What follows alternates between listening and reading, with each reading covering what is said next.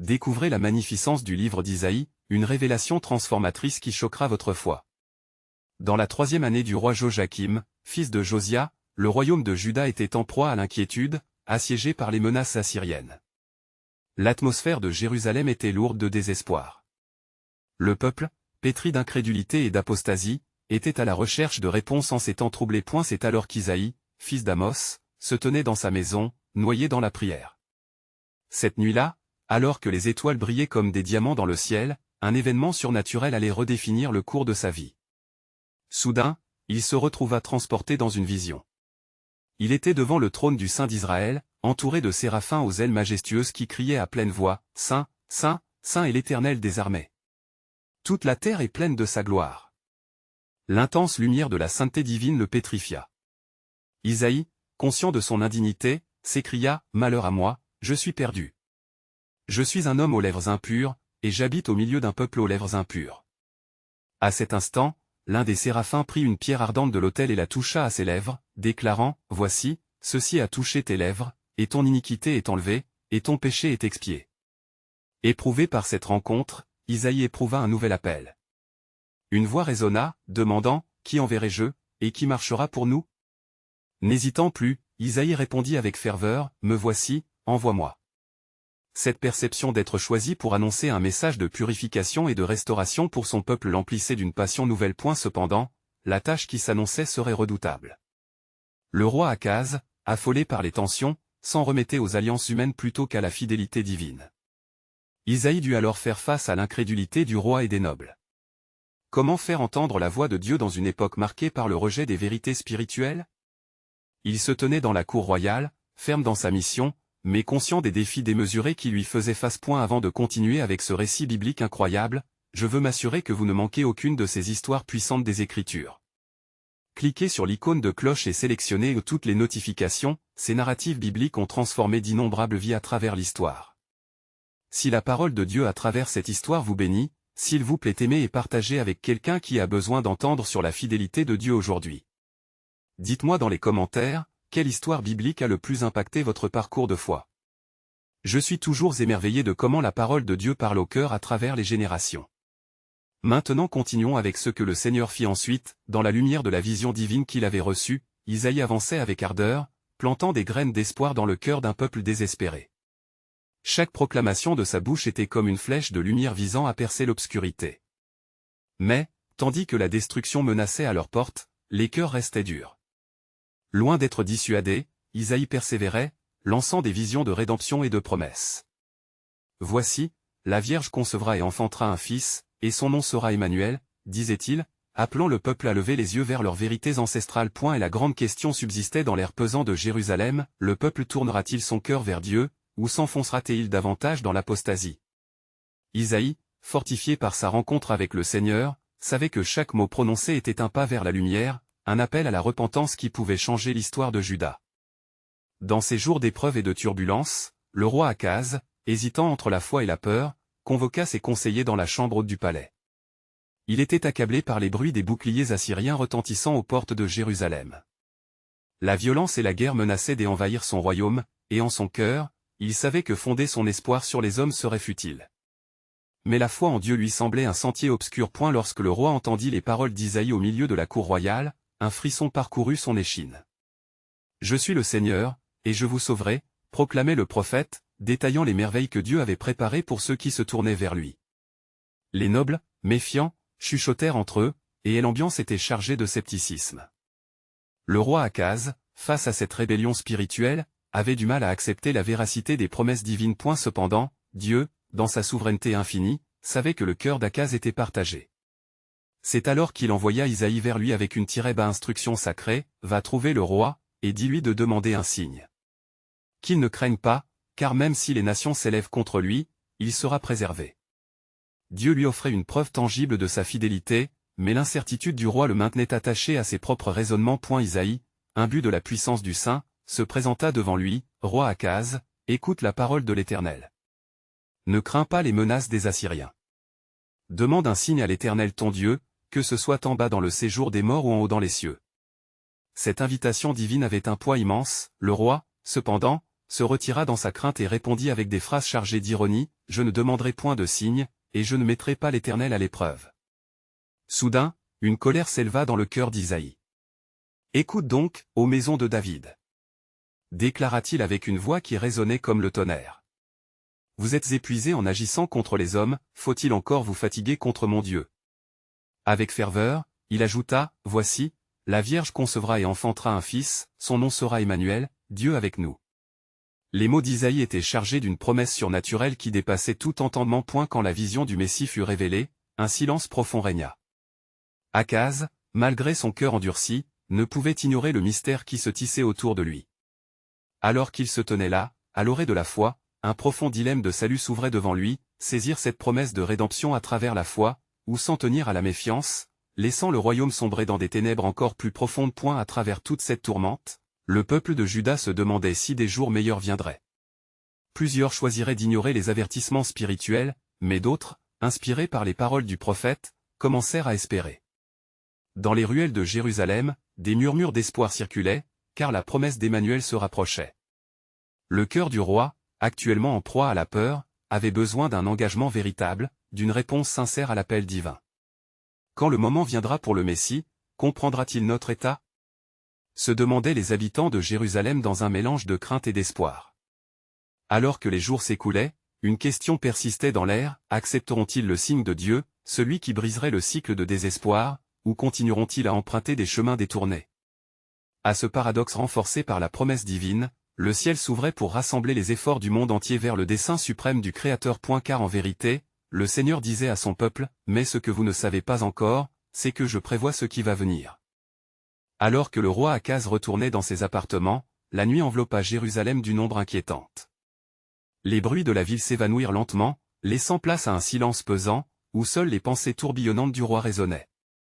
Dans son cœur, la promesse d'Isaïe était comme une lumière vacillante, menaçant de s'éteindre sous le poids de la peur. Le roi se leva, contemplant depuis sa balustrade les étoiles scintillantes. Avait-il vraiment le courage d'embrasser la parole de Dieu? Au même moment, dans les ruelles de Jérusalem, un murmure se propageait parmi le peuple. Des familles se rassemblaient, cherchant du réconfort dans les paroles de ceux qui avaient perçu la grandeur de la promesse d'un Rédempteur. Des grands-mères racontaient à leurs petits-enfants l'histoire de la Vierge qui concevrait, et l'espoir de délivrance venait éveiller les cœurs fatigués. Dieu avec nous résonnait comme un chant doux, un appel à faire confiance au divin, même lorsque l'horizon semblait assombri par la menace. Cependant, alors que l'aube pointait, l'esprit du peuple était tiraillé. Certains, emprisonnés par la peur et le doute, restaient attachés à leurs idoles, tandis que d'autres, émus par les révélations du prophète, choisissaient de s'accrocher à l'espérance d'un miracle. Les mots d'Isaïe résonnaient dans la vallée comme des échos d'un temps à venir, « Un enfant nous est né, un fils nous est donné. » Ces mots, porteurs d'une promesse, déclenchaient des flots d'émotions. À la cour royale, le roi Akaz convoqua de nouveau ses conseillers. Une tension palpable flottait dans l'air, et chacun était conscient de la menace imminente des Assyriens. « Que faire, ô roi ?» implorèrent-ils. Akaz, marqué par son hésitation, réfléchit aux conséquences de sa possible décision.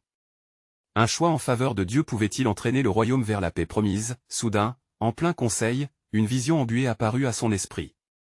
L'ombre du Messie, non encore né, avançant avec puissance, jetait un regard d'amour sur son peuple, appelant chacun à la fois. La mer agitée de son cœur sembla s'apaiser alors qu'il comprenait que cette vision n'était pas simplement celle d'un roi, mais celle d'un guide suprême. Ébranlé par cette rencontre intérieure, il se leva. Nous devons préparer notre cœur, et invoquer l'Éternel. Dans les jours qui suivirent, au milieu des pressions grandissantes venant des nations, Akaz commença à rassembler les habitants de Juda, insufflant en eux la sérénité qui venait de l'esprit. Il est temps de nous tourner vers le Seigneur, de chercher son visage et de prier pour notre salut. Le peuple, ému, s'unir dans des chants de supplication, portant la voix collective vers les cieux. Il est écrit, « Si mon peuple, sur qui est invoqué mon nom, s'humilie, et prie, et cherche ma face. » Mais alors que les murmures de la foi se levaient, les vents de guerre se faisaient entendre. Les Assyriens, impitoyables, avançaient sur Jérusalem, les tambours de la guerre battant la mesure du découragement. Chaque homme et chaque femme pouvaient sentir l'angoisse du moment. Et pourtant, une lumière brillait encore dans l'obscurité, car l'Éternel avait promis que Emmanuel viendrait. Vous ne savez pas encore, mais le temps approche où la gloire du Seigneur se manifestera, entendait-on dans les prières ferventes des croyants. Le roi et son peuple se trouvaient à la croisée des chemins, face à l'horizon menaçant, mais portés par une promesse divine. Car Dieu, dans sa sagesse infinie, avait déjà établi un plan. Car ce que vous ne comprenez pas encore, c'est qu'aucune armée ne peut s'opposer à celui qui est avec nous. Alors que la tension enveloppait Jérusalem comme un manteau de fer, le roi Akaz s'était retiré dans son jardin, un endroit qu'il avait autrefois fréquenté en paix. Les fleurs, bien qu'exquises, semblaient témoigner d'un bonheur oublié. Il ferma les yeux, cherchant à se ressourcer. Une brise légère soulevait les feuilles des arbres, chuchotant une mélodie ancienne, une invocation à la foi qui s'éveillait en lui. « Que dois-je faire, Seigneur » murmura-t-il, la voix tremblante, chargée des angoisses. Il se remémorait les paroles d'Ésaïe, « Un enfant nous est né ». Celle-ci ne résonnait plus comme une simple promesse, mais comme un cri chaleureux venant du cœur de Dieu, un appel désespéré soumis au désert de sa peur.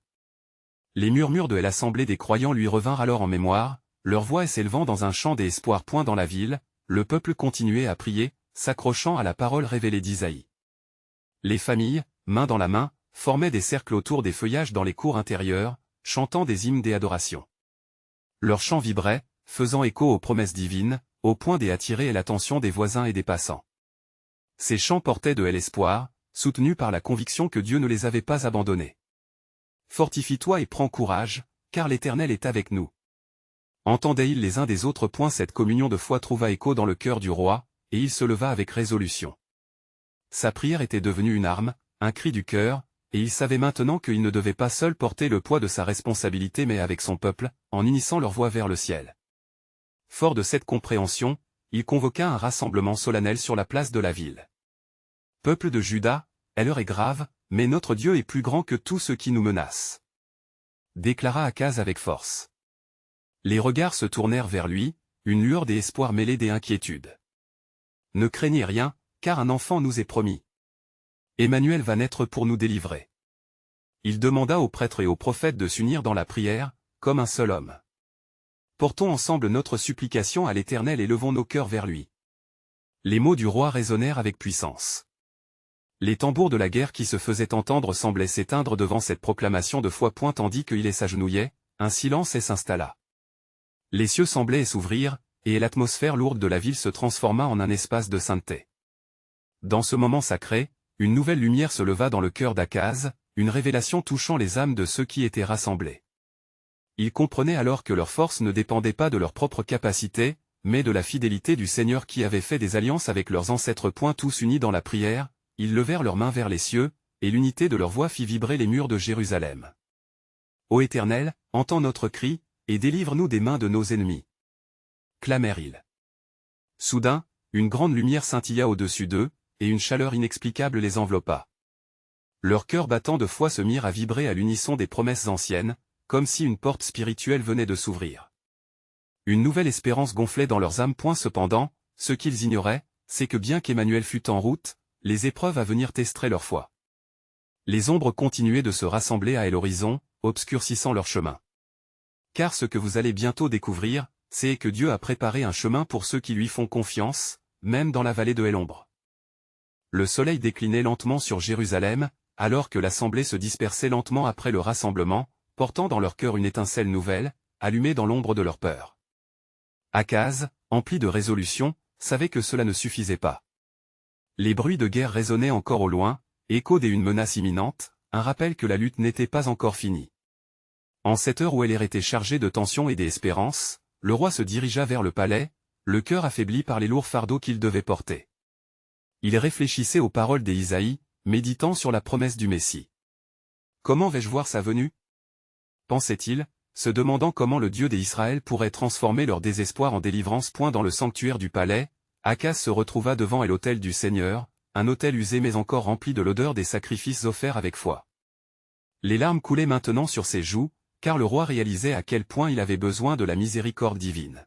« Éternel, accorde-moi une vision, une assurance quant à ton plan, » implora-t-il. « Ne laisse pas l'angoisse pour l'avenir obscurcir la lumière de ta promesse. » Au même moment, dans les rues de Jérusalem, un autre murmure d'espoir propulsait les cœurs des fidèles.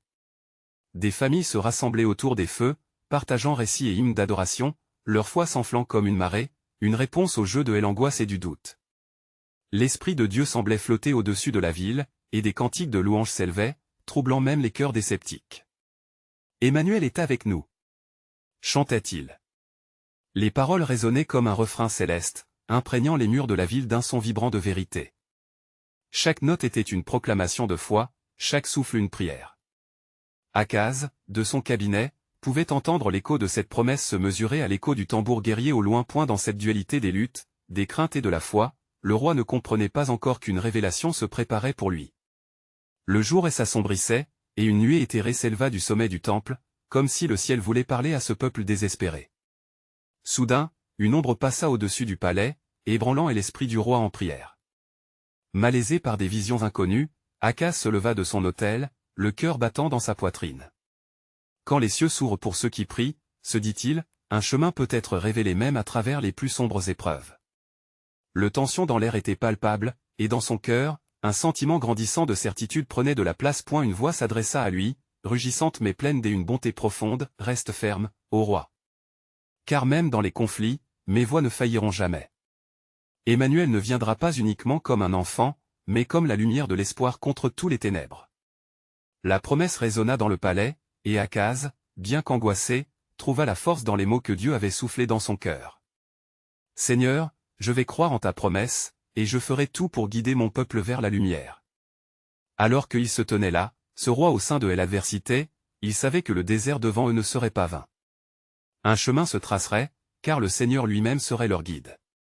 Mais quand la tempête s'apaisera, vous verrez que chaque larme, chaque prière a contribué à la réalisation de mon œuvre. La promesse s'ancrant dans son âme, Akaz savait que le temps de la révélation approchait, et le plan de Dieu commencerait à se dévoiler au grand jour. La nuit tombait lentement sur Jérusalem, et l'atmosphère était empreinte d'une tension palpable. Akaz, emporté par les turbulences du jour, se perdait dans ses pensées. Alors que les derniers rayons du soleil prenaient congé, il chercha la clarté dans son esprit troublé. Les paroles de l'Éternel résonnaient encore dans son cœur, créant une mélodie à la fois réconfortante et déconcertante. Reste ferme, se remémorait-il avec force. Qui pourrait imaginer qu'une telle promesse pourrait naître parmi des craintes si ancrées? Mais à cet instant, la présence de Dieu l'entourait, enveloppante et douce, et il se mit à prier avec intensité. Montre-moi, Seigneur, ce que tu veux que je fasse. Accorde-moi la sagesse pour guider ce peuple. Le temps semblant suspendu, une lumière éclatante se mit à illuminer le sanctuaire. Akaz ferma les yeux, et dans sa prière, il se sentit transporté au-delà de l'espace et du temps. Les murmures des cœurs de son peuple résonnaient comme un chant collectif dans le ciel, et chaque imploration touchait le trône de la grâce. Soudain, il éprouva une vision sans précédent. Au loin, des montagnes majestueuses étincelaient sous le doux éclat d'un lever de soleil promis. Au sommet, des sages vêtus de blanc se tenaient, leurs visages illuminés par une lumière divine. Avec une autorité douce mais ferme, l'un d'eux s'avança, et son cœur se mit à battre plus fort dans l'attente d'une révélation. « Akaz, roi d'Israël, déclara-t-il. Ta détresse n'est pas ignorée de l'Éternel. Il souhaite que tu comprennes que la délivrance vient de la soumission à ses voies. Fais confiance aux promesses qu'il t'a faites, car même lorsque la tempête fait rage, c'est dans la paix de la foi que tu trouveras ta force. » Le roi sentit une chaleur le submerger. Il comprit qu'il n'était pas seul face à l'adversité, le Créateur de l'univers était à l'œuvre, préparant un chemin pour ceux qui persévéraient dans la foi. Dans cette vision, il percevait des instants de souffrance imminente pour son peuple, mais également une lumière au bout du tunnel, un signe glorieux de rédemption. Les temps de tribulation étaient inévitables, mais un Messie se tenait en attente, un roi au cœur du royaume. Tes larmes et celles de ton peuple ne seront pas vaines, continua le sage. Car l'Éternel a prévu que son Fils viendra pour mettre fin aux souffrances. Il sera justice et miséricorde, et il lèvera un drapeau pour rassembler ceux qui se sont égarés. Akaz, ému par cette promesse glorieuse, sentait la peur se dissiper telle la brume devant le soleil. Qui suis-je pour un tel honneur? Murmura-t-il, mais la voix divine résonna à nouveau dans son esprit. C'est à travers la faiblesse que ma force se manifeste, et à travers la soumission que mon royaume se construit. Prépare tes voix et annonce à Jérusalem, le salut s'approche, et il viendra dans les cœurs humbles et contrits. Dans le sanctuaire, il retourna avec une détermination renouvelée. Chaque détail de sa prière se révélait maintenant comme une pièce en mouvement dans un plan divin. Les chants d'adoration dans les rues résonnaient aux oreilles d'Akaz, exaltant son âme avec l'écho de l'espérance. Alors qu'il sortait du palais, une nouvelle clarté brillait sur son visage. Le peuple devait être averti de la venue d'Emmanuel, et les cœurs réceptifs devaient être préparés à accueillir la promesse de Dieu. Grande est la foi qui peut voir au-delà des ombres, se dit-il. Et le moment approche où chaque promesse se manifestera. Car comme l'a dit Ésaïe, il donnera un signe, une vierge concevra et mettra au monde un fils, et on l'appellera Emmanuel. Akaz savait que le temps était essentiel, et ainsi il se mit en marche, prêt à éclairer ceux qui l'entouraient sur le chemin du royaume à venir, sachant que la promesse divine ne manquerait jamais de s'accomplir, quand viendrait l'heure des merveilles. Alors qu'Akaz s'éloignait du sanctuaire, les ombres de la nuit s'épaississaient autour de lui, et un murmure familier l'accompagnait. Les rues de Jérusalem, animées tout à l'heure par la ferveur de son peuple, semblaient maintenant figées dans l'attente. Les visages se tournaient vers lui, dialoguant dans un souffle partagé, entre espoir et crainte. Le poids de la promesse divine sur ses épaules ne pouvait être ignoré. « Racontez-moi votre détresse », pria-t-il avec une voix empreinte des autorités, mais aussi de compassion. Les gens s'approchèrent, chacun portant le fardeau de son propre désespoir. Dans le regard de chacun, Akaz pouvait lire les histoires de peur persistante et de souffrance silencieuse. Il leva les mains, et dans un geste apaisant, tenta de transmettre la sérénité que lui avait offerte le Seigneur. « Mes frères et sœurs, entendez les paroles de l'Éternel. Le salut est proche de ceux qui le cherchent de tout leur cœur. » Les murmures devinrent plus forts, une connexion spirituelle s'établissant entre Akaz et son peuple. Un homme s'approcha, son visage marqué par les épreuves. « Roi, comment pouvons-nous avoir foi quand les armées de nos ennemis s'amassent à nos portes ?» demanda-t-il. Akaz, ressentant cette douleur palpable, se remémora la promesse du sage en vision. « Sa force se manifeste dans notre faiblesse, » répondit-il. « Ne craignez pas ceux qui menacent, car l'Éternel combattra pour nous. Cependant, nous devons nous tourner vers lui, préparer nos cœurs, et nous humilier dans la prière. » Les paroles d'Akaz s'élevaient comme une prière collective, chaque énoncé renforçant la foi fragile de son peuple. Dans les heures sombres de la nuit qui approchaient, il se remémorait encore le message, annonce à Jérusalem. Le salut s'approche. Alors qu'il parlait, la voix de l'Éternel s'éleva en lui, l'incitant à partager la promesse d'Emmanuel, le Messie à venir. Ésaïe a annoncé que l'enfant naîtrait de la Vierge. Prions ensemble pour que nos cœurs soient préparés à accueillir cette merveille, car il nous sauvera de nos péchés et restaurera notre nation. Le murmure se transforma en un chant collectif, une invocation mélodieuse qui montait vers le ciel. Les étoiles scintillaient au-dessus d'eux, comme un éclat de la promesse de l'Éternel. Chaque voix était une note dans la symphonie spirituelle, chaque supplication un fil tissé dans le tissu de la foi. Mais dans les profondeurs de la nuit, une sombre inquiétude persistait. Akaz savait que des décisions difficiles s'annonçaient. Israël devait faire face aux nations puissantes qui souriaient derrière leurs armées bien entraînées. Une guerre imminente menaçait leur paix fragile, et le roi, bien que réconforté par les paroles divines, sentait le poids de son rôle gravé dans son âme. Des nouvelles inquiétantes parvinrent à son oreille, des autres royaumes cherchant à former des alliances menaçantes contre Jérusalem. Akaz comprit, dans cette lueur de compréhension, que sa foi serait mise à l'épreuve d'une manière qu'il n'avait jamais anticipée. Comment puis-je, en tant que roi, être un instrument de paix quand les tempêtes se préparent à frapper ? Se demanda-t-il. La voix divine résonna à nouveau dans son âme. Reste ferme dans la foi, Akaz. Utilise la sagesse que je t'ai accordée pour orienter ton peuple. Aborde ceux qui s'opposent avec un cœur humble et une confiance tranquillité. Je marcherai avec ceux qui s'appuient sur mes promesses. Dans l'ombre de la nuit, un esprit d'espoir grandissait, même au milieu des incertitudes. Si la délivrance venait, elle arriverait par des voies que personne ne pourrait anticiper.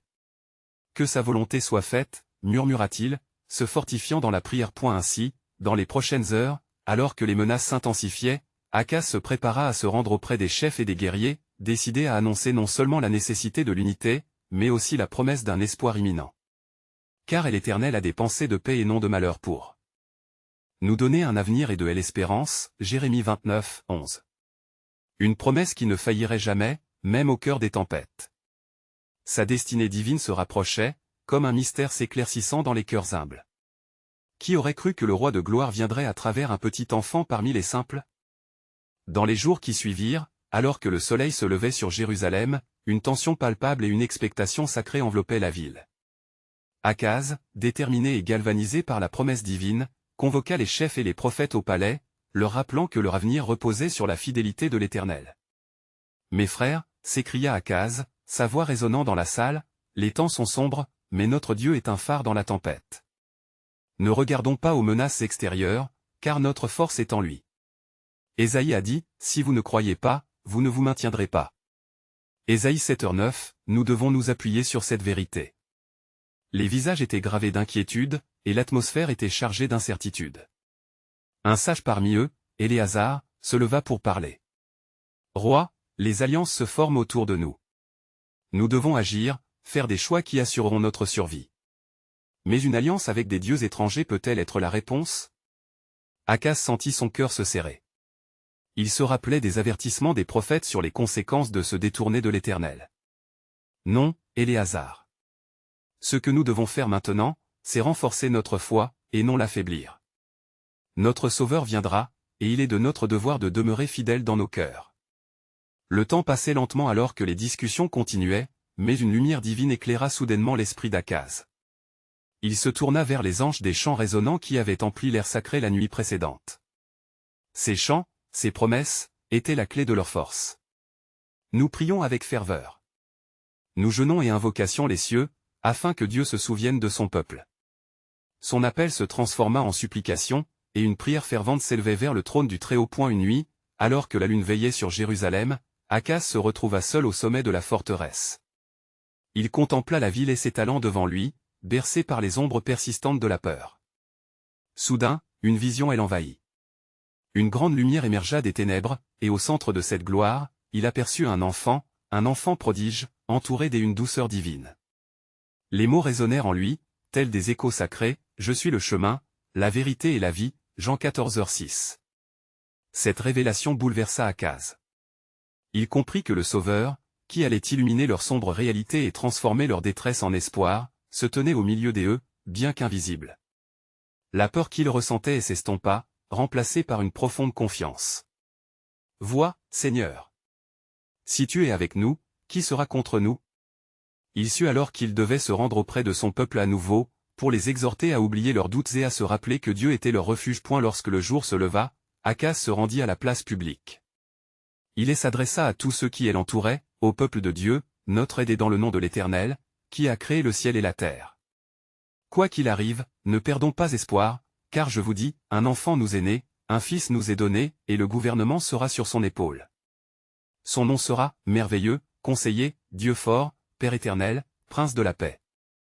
Ésaïe 9h6, les visages étaient illuminés par une croyance nouvelle. L'espérance renaissait. Mais au fond de son cœur, Akaz savait qu'un défi approchait, un moment dans lequel leur foi serait encore mise à l'épreuve. Et l'Éternel murmura dans son esprit, « Lève-toi et fais la bataille, car je m'élèverai contre ceux qui s'opposent à mon dessein. » Dans cette promesse, Akaz trouva une force que seul le ciel pouvait fournir. Le plan de Dieu se dévoilait lentement, et le roi était prêt à le suivre, même au-delà de ce qu'il pouvait comprendre. Préparant la voie, il sut que la gloire de Dieu ne tarderait pas à se manifester devant la volonté de son peuple. Car le Seigneur a choisi Sion, il l'a désiré pour sa demeure. Voici, c'est mon repos à perpétuité, j'y habiterai, car je l'ai désiré, Psaume 132, 13-14. Ainsi, le mystère demeurait. Quelle est cette gloire qui s'annoncerait dans leur terre? Alors que le soleil se levait sur Jérusalem, sa lumière dorée traversait les ruelles étroites comme un doux rappel de la promesse de Dieu. Akaz, maintenant plein d'une foi renouvelée, rassemblait son peuple sur la place centrale. On pouvait entendre les murmures d'inquiétude et de vigilance. Les cœurs étaient toujours embourbés dans la peur des empires voisins, mais l'incendie de l'espoir brillait dans leurs yeux. « Écoutez-moi, peuple fidèle » s'écria Akaz, sa voix résonnant comme le tonnerre tandis qu'il se tenait fermement. « Je sais que les temps sont incertains, mais nous avons un Dieu qui se bat pour nous. Comme Ésaïe l'a déclaré, ne crains rien, car je suis avec toi, Ésaïe 41, 10. Aujourd'hui, nous nous tenons ensemble comme un seul homme, prêts à suivre les voies du Seigneur de toute notre âme. Les visages des hommes, des femmes et des enfants dans la foule se tournaient vers lui, la lumière dans leurs yeux témoignant d'une étincelle de foi incandescente. Akaz savait qu'ils avaient besoin d'une démonstration de l'amour divin, et il se mit à prier avec une ferveur sauvage. Les paroles d'Akaz montaient vers le ciel comme une douce fumée d'encens. Les sons des chants sacrés flottèrent tandis que le peuple s'unissait dans une supplication collective. Les responsables de la ville murmurèrent des promesses, et une clameur d'adoration émergea, enveloppant la ville tel un manteau de grâce. Le Dieu des cieux entendit leur voix, et une réponse divine s'esquissa dans le cœur d'Akaz. Dans une vision, une nuée lumineuse apparut, et la voix du Seigneur, profonde et ressemblant au rugissement d'un fleuve, ébranla son esprit. Écoute, Akaz, quand le temps de la délivrance viendra, il ne s'agira pas de ton épée ou de ton armée, mais de ma main puissante qui combattra pour mon peuple. Soudain, la terre sous ses pieds trembla légèrement, une promesse tangible de la puissance de Dieu. Des rituels idolâtres et des pratiques contraires devaient être abandonnés. Toi qui portes la couronne, envoie ta voix à tous les confins d'Israël. Prépare le chemin du Seigneur, purifie le cœur du peuple, car je suis prêt de sauver ceux qui se confient en moi. À ces mots, Akaz sentit son cœur se remplir de détermination. Il se tenait maintenant à un carrefour sacré, conscient que chaque décision qu'il poserait influencerait le destin de son peuple. Les peuples voisins complotaient, mais une intervention divine se profilait à l'horizon. Oui, Seigneur, je déploierai mes bras pour embrasser cette volonté, même si cela signifie affronter des tempêtes. Des éclats de lumière et des échos de chants retentissaient tandis qu'il retournait vers la foule, son cœur vibrant d'anticipation. Préparez-vous, car le salut vient de notre Dieu, il déversera sa justice sur la terre et rétablira notre gloire. En ce moment, sa voix à la fois forte et douce créa une résonance puissante dans les cœurs. Le peuple, galvanisé par la promesse de la victoire, commença à prier plus ardemment. Il savait que des luttes s'annonçaient, des temps difficiles les attendaient, mais, avec foi, ils savaient que Dieu se tenait à leur côté. Car voici, l'Éternel va sortir comme un héros, il va exciter son ardeur comme un homme de guerre. Il poussant un cri, il rugira, il se montrera puissant contre ses ennemis. Ésaïe 42, 13. La promesse d'un sauveur était comme une lumière perçant les ténèbres croissantes, un éclat de vérité qui leur rappelait que Dieu agissait en dépit de leur peur. Ainsi, dans les profondeurs de leur foi renouvelée et de leur unité au sein de cette communauté, le mystère planait sur l'avenir. Quel puissant acte de délivrance le Seigneur orchestrerait-il pour son peuple? Cela resterait à découvrir, mais chaque homme, femme et enfant savait que quelque chose de glorieux allait se déployer. Le plan de Dieu se révélerait bientôt, révélant la véritable magnificence de son dessein divin. Dans les jours qui suivirent, une transformation silencieuse mais profonde se produisit à Jérusalem, alors que la promesse d'Emmanuel commençait à s'enraciner dans le cœur du peuple. Les chants d'espoir résonnaient dans les ruelles, et la foi, telle une flamme vacillante, prenait de l'ampleur au milieu des doutes. Akaz, maintenant marchant à la lumière d'une révélation divine, se sentait déterminé à guider son peuple dans cette période d'incertitude. Chaque proclamation qu'il faisait à la place centrale était empreinte de la puissance de la promesse d'Ésaïe. Il exhortait son peuple à rassembler leur cœur, à se détourner des pratiques idolâtres et à se préparer pour la venue de celui qui serait leur délivrance. Mais à l'intérieur du palais, des murmures de trahison circulaient, des nobles désillusionnés cherchant des alternatives pour apaiser leur peur face à l'invasion assyrienne. Un jour, au crépuscule, Akaz reçut une visite inattendue. Le sage Éléazar, un conseiller de confiance, se présenta dans la salle du trône. Son visage était marqué d'inquiétude, et Akaz, conscient des répercussions des menaces extérieures, l'accueillit avec impatience. « Roi », commença Éléazar, sa voix tremblante, mes craintes s'intensifient. Les nobles s'interrogent sur notre stratégie face à la menace assyrienne. Ils souhaitent fluidifier les alliances avec ces nations puissantes, pensant que seule l'humanité peut nous sauver. Akaz ferma les yeux un instant, pris d'un sentiment de désespoir. Les paroles d'Isaïe lui revinrent en mémoire, renforçant sa détermination. « Éléazar, répondit-il, nous ne pouvons pas abandonner notre espérance en Dieu. Je préfère le désespoir nu à une confiance aveugle dans les mortels. Si nous cherchons des alliances contre la volonté divine, nous compromettons notre futur. » Les heures qui suivirent furent marquées par des discussions passionnées au sein du conseil. Plusieurs nobles, peu convaincus par la foi grandissante d'Akaz, commencèrent à s'opposer à la voix du prophète. Ils proposaient des stratégies qui impliqueraient des compromis sur les valeurs spirituelles du royaume. Akaz, sentant la pression monter, chercha la présence de Dieu, se retirant dans le sanctuaire du palais, alors que le vent de la nuit agité passait à travers les fenêtres. « Éternel, murmura-t-il, pleurant sur les divisions au sein de son peuple, donne-moi la sagesse pour affronter ces défis. Montre-moi comment conduire Jérusalem vers la lumière de la promesse. » Alors qu'il priait, une lumière douce émergea, et il se trouva de nouveau face à la vision d'un enfant lumineux.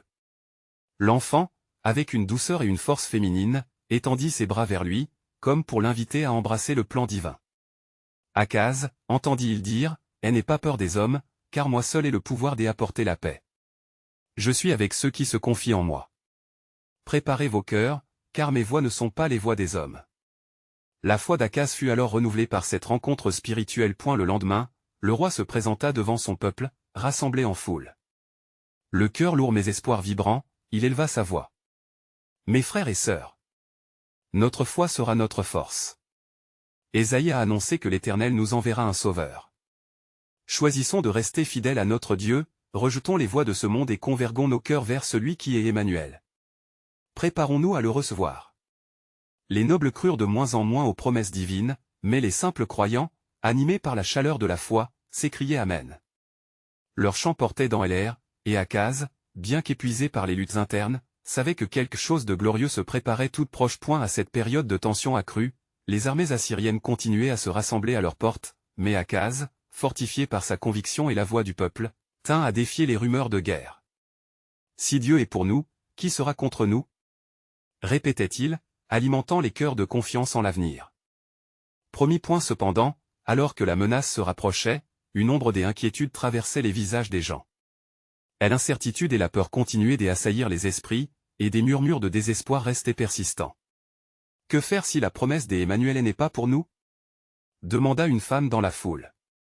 Akaz regarda autour de lui, sentant le poids de leurs regards désespérés, mais dans son cœur, il avait une conviction indéfectible.